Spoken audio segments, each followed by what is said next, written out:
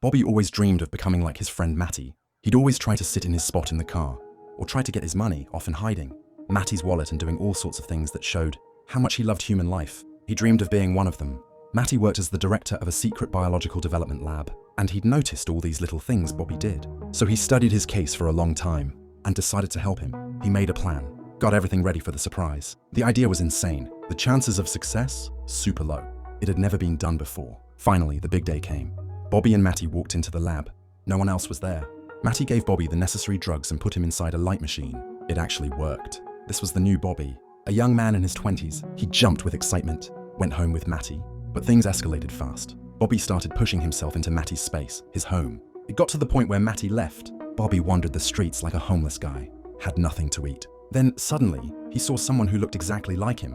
He followed him, watched him, tracked him home, followed him to the company he worked at. Within just 2 days, Bobby knew almost everything about him. The man's name was Tom. He lived in his own house with his wife and their 2-year-old son. He worked as a director at a real estate development company. Bobby decided to get rid of Tom. One day, while watching him, Bobby saw Tom walking near the river on his day off. Bobby followed, took his clothes, everything inside his pockets, including his ID, tied him up, and threw him into the river. Bobby put on Tom's clothes and walked back home, but inside the house he acted weird, forgot where everything was, even forgot his own son's name, like he'd lost his memory. At work, the employees noticed his performance dropping hard. The company started losing major contracts because of his catastrophic mistakes. But that wasn't the worst part. In one meeting, Bobby suddenly lifted his head and started howling. The employees ran out of the room. Dog-like behaviors were starting to come back to him. His wife noticed some of them, like the time he sat like a dog waiting for his food, or when they argued, and he attacked her with barking and howling. She decided she needed to take him to a psychiatrist, but before she could, one day he came home exhausted, went to his room and took a nap. The doorbell rang. She opened it.